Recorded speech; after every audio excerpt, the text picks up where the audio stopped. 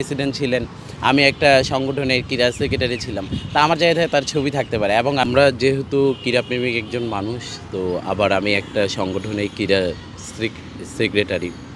তো সেই জায়গা থেকে যে আমরা ওইদিন যে বিসিবিতে যে সরকারের অবৈধ হস্তক্ষেপ এবং গঠনতন্ত্র পরিপন্থী কাজ এবং নির্বাচিত একটি বোর্ডকে তারা যেভাবে আ মানে পিছন গেট দিয়ে যেতে বাধ্য করলো এবং যেভাবে তারা শোডাউন নিয়ে ঢুকলো আর কি ক্রিকেট বোর্ডে, এটাকে স্রেফ মব বলবো নাকি দখলদারিত্ব বলবো, সেই শব্দগুলোর সাথে আমরা আসলে পরিচিত হয়েছি পূর্বে। কিন্তু এখনও আসে যে সিমিলার একটা ঘটনা দেখলাম, তো দেখে আসলে আমরা থাকতে পারিনি। আমাদের মনে হয়েছে যে এটা মানববন্ধন করতে হবে।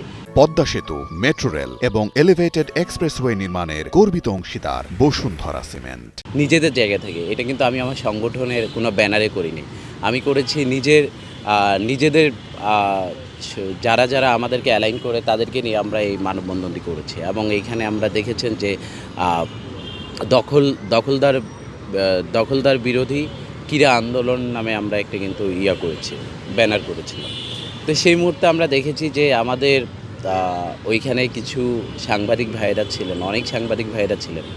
সাংবাদিক ভাইদের প্রতি তো আমাদের কোনো রকমের আক্ষেপ নেই এবং তাদের প্রতি আমাদের কোনো রকমের বলতে গেলে যে বিদ্রূপ কোনো মন্তব্য করব তেমন কোনো আশঙ্কাও ছিল না। কিন্তু আমাদের সাথে যা হয়েছে সেটা তো আসলে দুঃখজনক যে আমাদের একজন যে প্রতিনিধি সে বলেছিল যে সেখানে ওপার বাংলায় ময়ূক রঞ্জনের মতো এপার বাংলাও আমরা দেখতে পাই কিছু সাংবাদিক এমন করে। কিছু সাংবাদিক সেটা হলো যারা ময়ূক রঞ্জনের মতো ক্রীড়াঙ্গনকে ভরাডুবিতে সাহায্য করেছে। আপনি দেখছেন রাসেল ডমিঙ্গোকে ঠিক মাঠেই বসে কিভাবে অপমান করেছিল একজন সাংবাদিক। তো উনি দেখেছিলাম যে উনার এবং উনার গ্যাং সাঙ্গপাঙ্গ সকলেই এসে আমাদের ব্যানার ছিঁড়ে দিয়েছে, ব্যানার এসে টেনে আমাদের সাথে অ্যাটাকিং একটা মুহূর্ত তৈরি করেছিল। সেই মুহূর্তে দেখেছি আইনশৃঙ্খলা বাহিনী তারা খুব নীরব অংশগ্রহণ ছিল, তারা ওইটাকে সামলাতেও চায়নি এবং তাদের চোখের সামনে এমন একটা ঘটনা ঘটে গেছে। তা সেই বিষয়ে আসলে আমরা পরবর্তীতে আমাদের মানববন্ধন যেহেতু আমরা রাজপথ থেকে উঠে এসেছি, তো আমাদেরকে তো এইসব ভয়ভীতি, এইসব হামলা মামলা দিয়ে তো আর আমাদেরকে আটকিয়ে রাখা যাবে না।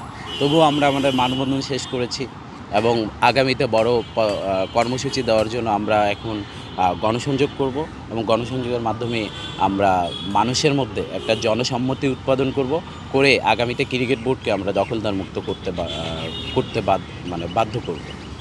দেখুন, আসিফ মাহমুদ সজীব ভুঁইয়ার বিরুদ্ধে আমি এই গত নির্বাচন শেষ হওয়ার আগেই একটা পোস্ট দিয়েছিলাম, যেখানে আসিফ মাহমুদের বাসার সামনে গিয়ে আমি একটা সমন্বয়ক ছিলাম, সেও একজন সমন্বয়ক ছিল। তার বাসার সামনে গিয়ে আমরা বৃষ্টির মধ্যে 2-3 ঘন্টা দাঁড়িয়েছিলাম। এই বিষয়ে কিন্তু আমরা পোস্ট দিয়েছি। তা আসিফ মাহমুদের সাথে যে কোনোভাবে আমরা অ্যালাইন করতেছি এটা কোনোভাবেই যুক্তিযুক্ত না। আর আসিফ মাহমুদের সাথে আমাদের কোনো রকমের ওই সম্পর্কটুকুও নাই।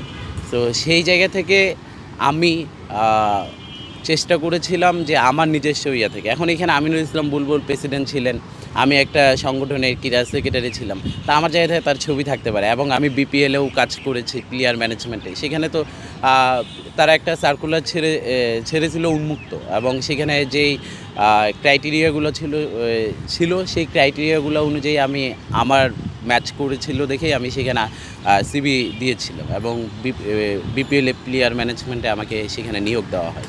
তো সেখানেও কিন্তু আমি আর্থিকভাবে যে পারিশ্রমিকটা পাই সেটা কিন্তু আমি পাইনি। তো মোটামুটি বলতে গেলে যে আপনারা যদি বলেন যে সরাসরি বুলবুলের নিয়োগে গেছি বা এই আলটিমেটলি তো প্রেসিডেন্টের সাথে বা যিনি নির্বাচিত প্রেসিডেন্ট ছিলেন তার সাথে আমার প্রায় 2-3 মাস ধরে কথাই হয়নি আর তেমন একটা।